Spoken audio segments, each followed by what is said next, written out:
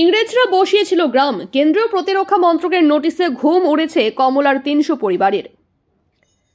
স্বাধীনতার পূর্ববর্তী সময়ে ব্রিটিশ আমলে ছোট জনবসতির পাশেই ইংরেজ সরকার এয়ারপোর্ট তৈরি করেছিল। পরবর্তী সময়ে সেই বসতি বড় গ্রামে পরিণত হয়েছে।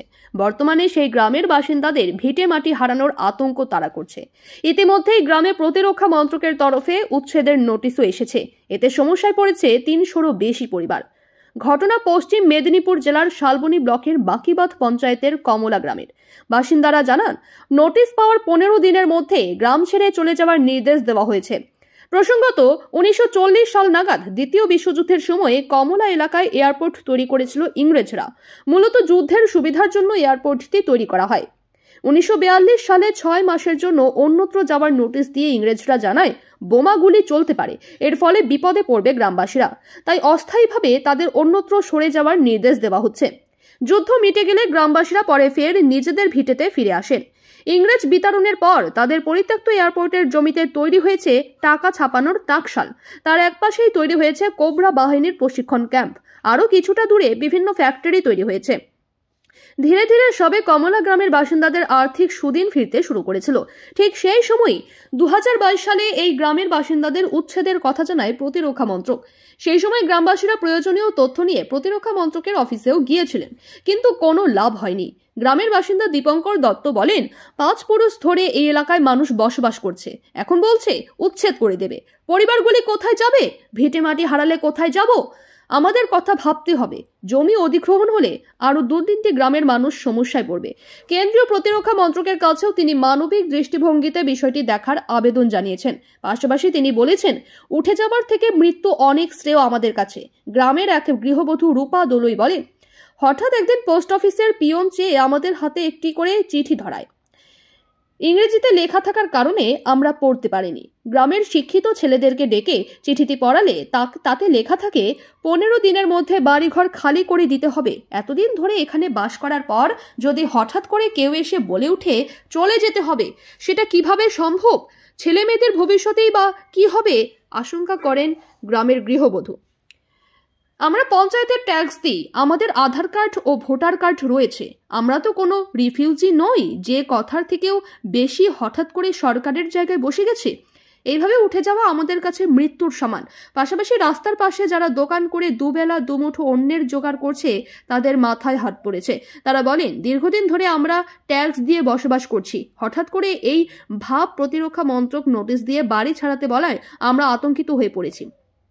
কেন্দ্রীয় সরকারের কাছে আবেদন, তারা যেন আমাদের সামনে কোনো প্রতিনিধি পাঠিয়ে কথা বলার ব্যবস্থা করেন।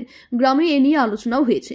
আতঙ্কে রয়েছেন গ্রামের ৩০০টি পরিবার। খাওয়া দাওয়াও ঠিকমতো করছেন না এলাকার মানুষজন। ভয়ে ভয়ে দিন গুনছে তারা। সত্যি কি তাদের মাথার ছাদের আশ্রয়স্থল ছেড়ে যাযাবরের মতো দিন যাপন করতে হবে? না সরকার মানবিক দৃষ্টিভঙ্গির দিক দিয়ে বিষয়টি বিবেচনা করবেন? এ নিয়ে জেলায় রাজনৈতিক তরজা চরমে উঠেছে। মেদিনীপুরের সদরের মহকুমা শাসক মধুমিতা মুখার্জি বলেন, বিষয়টি আমাদের নজরে এসেছে, তবে সরকারিভাবে এখনো কোনো নোটিশ পাইনি। জায়গাটি প্রতিরক্ষা মন্ত্রকের জায়গার পার্শ্ববর্তী, তবে যেই গ্রামে মানুষজন বসবাস করছে সেই জায়গাটি সরজমিনে খতিয়ে দেখে কাগজ নিয়ে মাপজোক করতে হবে। অফিসিয়ালভাবেই আমাদের কাছে জানালে আমরা বিষয়টি খতিয়ে দেখব। পাশাপাশি এও বলেন, যারা গ্রামে বাস করছেন সত্যি যদি জায়গাটি তাদের ছেড়ে যেতে হয়, তাহলে পুনর্বাসন নিয়েও সরকার ভাববে। নিয়ে আমার কাছেও এটার ইনফরমেশন এসছে, যদিও প্রতিরক্ষা দফতর বা কনসার্ন যে অথরিটি তারা সরাসরিভাবে এখানে অ্যাডমিনিস্ট্রেশনের কাছে কোনো রকম কমিউনিকেশন আসেনি। তবে আমি জানতে পেরেছি যে এটা ভূমি দফতরে তাদের সাথে কমিউনিকেশন হয়েছে, মানে তারা কমিউনিকেশন করেছে।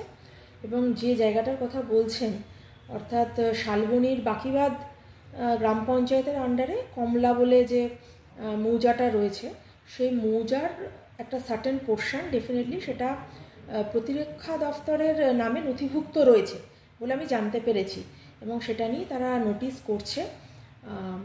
এতটুকুই এখন অবধি ইনফরমেশন। যেহেতু অ্যাডমিনিস্ট্রেশন লেভেলে এখন অবধি ইনফরমেশন কিছু আসেনি, সেক্ষেত্রে আমরা এখন সরাসরি সেটার মধ্যে ইনভলভ হইনি, বা কী পরিস্থিতি হবে বা কী করণীয় সেটা নিয়ে এখনও কোনো রকম চিন্তাভাবনা এখনও হয়নি।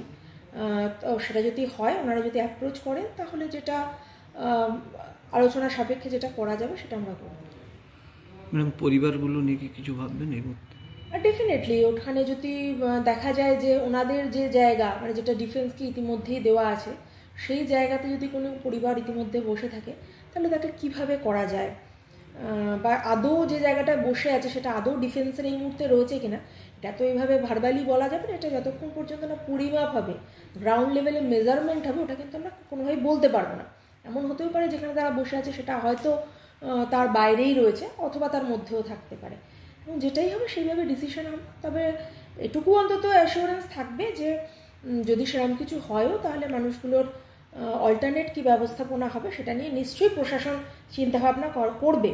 তবে এখনও ততটা এগোয়নি আর কি, এবং প্রশাসনিকভাবে কোনো রকম কমিউনিকেশনও আসেনি।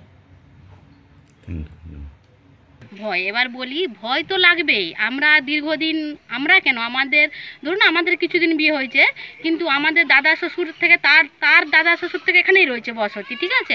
1942 সাল, তাহলে 1947 সালে ভারত স্বাধীন হয়েছে, ঠিক আছে। তাহলে কি আমরা কি স্বাধীন হইনি? আমরা কি স্বাধীনের মধ্যে পড়িনি? হ্যাঁ, তাহলে আমাদের ভোটার কার্ড, আধার কার্ড, রাস্তাঘাট কেন দিল? দেওয়ার দরকার ছিল না তো। এখানে স্কুল তাহলে জানতাম যে আমরা ডিফেন্সের জায়গায় আছি, আমাদেরকে সব রকম সুবিধা সুযোগ দিয়ে তারপরে বলছে এখান থেকে উঠে যাও। কেন উঠবো আমরা? হ্যাঁ, আমরা বসে আছি, বসেছিলাম, বসে থাকবো। আর কিছু বলার আছে বলুন। আপনারা কি কোনো প্রশাসনের কোনো দ্বারস্থ হয়েছেন? হ্যাঁ, হয়েছি তো। এই যে সুজয় হাজরা আসছিল, সে বলে গেছে হ্যাঁ ডিএম এর কাছে যাওয়ার জন্য, যাবে, গতকাল যাবে। আজকে তো রবিবার, তার মানে শনিবার দিন আসছিল, সে রবিবার পড়ছে যে যেতে পারেনি, কালকে যাবে। আশা করি যেটা আমাদেরকে বলে দিয়ে গেছে মনে হয় কিছু সুরাহা করতে পারবে। তারপরে আমরা বলতে পারছি না আর কি হবে পরবর্তীতে। এবার আতঙ্কে মানে সবাই আতঙ্কে, যে আমাদের যে ছেলে মেয়ের ভবিষ্যৎটা নষ্ট হয়ে যাবে। আমাদের তো যা হওয়ার হয়েই গেছে, আমাদের যে এই যে প্রজন্মটা ছেলে মেয়েগুলো তাদের যে ভবিষ্যৎটা নষ্ট হয়ে যায়, আমরা কোথায় যাবো তখন বলুন?